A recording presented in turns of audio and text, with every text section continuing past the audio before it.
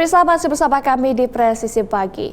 Presiden terpilih Donald Trump telah mengancam akan memberlakukan tarif pada produk Kanada, Tiongkok, dan Meksiko, 3 mitra dagang utama Amerika Serikat. Namun dampaknya dikhawatirkan oleh petani dan ekonom Amerika Serikat. Berikut laporan Rioto Asikal dari VOA. Thanks to our tariffs and tough trade policies. Ketika Donald Trump menjabat pertama kalinya pada 2020, dia menandatangani perjanjian antara Amerika Serikat, Meksiko, dan Kanada yang disebut USMCA. Petani Illinois David Eiserman memandangnya sebagai langkah positif untuk kebijakan perdagangan Amerika. He gets big credits for doing that because there was issues there. Tetapi postingan media sosial terbaru Trump yang mengusulkan tarif terhadap Kanada dan Meksiko akan melanggar ketentuan USMCA.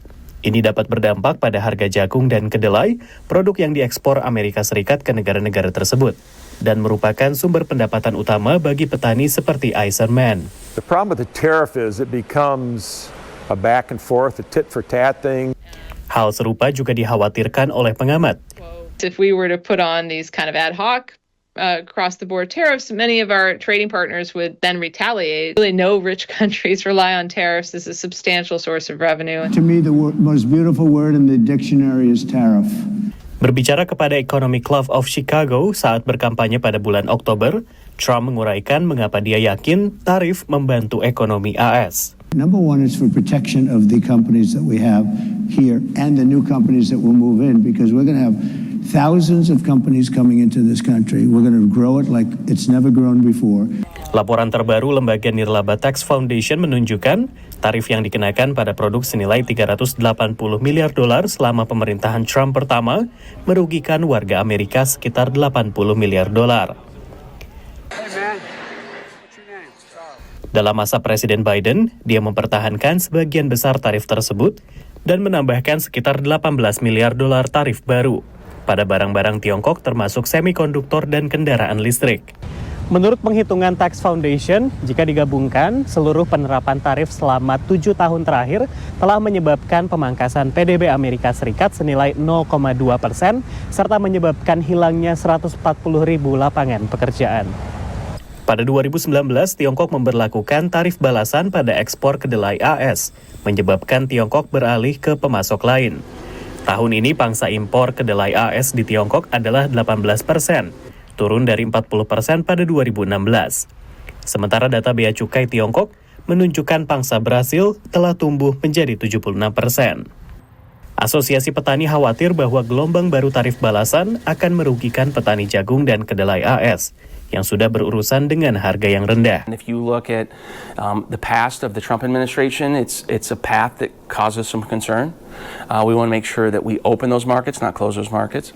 Itulah sebabnya petani seperti David Eiserman berharap ancaman tarif baru tidak berdampak pada penghidupannya. We're going to have the biggest agricultural trade deficit in a long, long time. Dari Washington DC, demikian laporan tim VOA.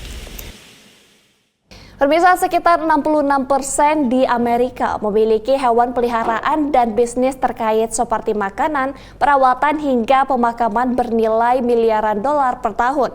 Hartsdale Pet Cemetery, taman makam hewan tertua di Amerika di mana warga rela menghabiskan ribuan dolar untuk memperistirahatkan terakhir binatang kesayangannya.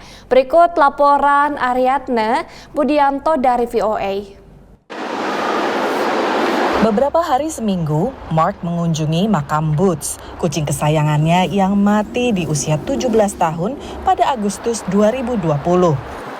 Pria New York ini membayar sekitar $7.000 untuk tempat peristirahatan terakhir Boots di Hartsdale Pet Cemetery. Human cemeteries are sad. This is one of the most cheerful places. When you look at the love that goes behind every plot here, the sayings, the toys, the pinwheels, it's just, I can't think of a better place. Sekitar 70.000 hewan peliharaan dimakamkan di sini sejak tahun 1896. Hartsdale Cemetery merupakan taman makam hewan tertua di AS berjarak 30 km dari kota New York. Mayoritas yang dimakamkan adalah kucing dan anjing, tapi ada juga hewan lainnya.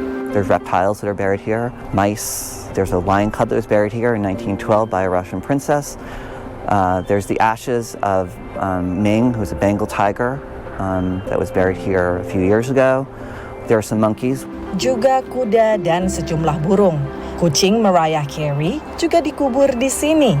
Ed Martin mengelola bersama ayahnya yang membeli Hartsdale Pet Cemetery tahun 1974. I've seen what people go through when they lose their pets, and I feel like I'm in a good position where I can help them, and I have helped them, and it makes me want to continue helping them.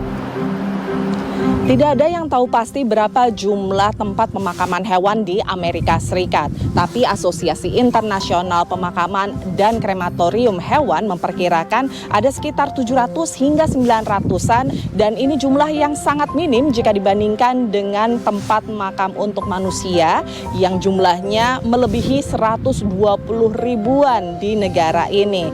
Dan apalagi mengingat bahwa jumlah rumah tangga di Amerika Serikat yang memiliki hewan peliharaan lebih dari 66%. Sementara itu di Hartsdale ada sekitar 300 pemakaman per tahun. Pemilik hewan bisa memilih bayar uang pemeliharaan $3.500 atau sekitar 56 juta rupiah di muka atau per tahunnya sebesar $105. Jika uang tahunan berhenti dibayar, maka tanah makam akan kembali dijual. And the pets are taken out and they're cremated. And they don't leave the cemetery. Their remains are scattered over the cemetery grounds. Walau ini tempat makam untuk hewan, ada sekitar 800 manusia yang dimakamkan bersama hewan peliharaan mereka. My wife and I. Bahkan keluarga Martin juga punya blok sendiri, di mana Edward Jr. ingin dimakamkan. Begitu pula Mark Lindbergh yang nantinya ingin dikremasi dan dimakamkan di sebelah Boots. I'm single. I don't know if I'll ever get married, and I can't think of a better place. I live with my cat every day for almost 17 years. Why stop now? Dari Hartsdale, New York, VOA. Pemirsa, tetaplah bersama kami, Presisi Pagi akan segera kembali.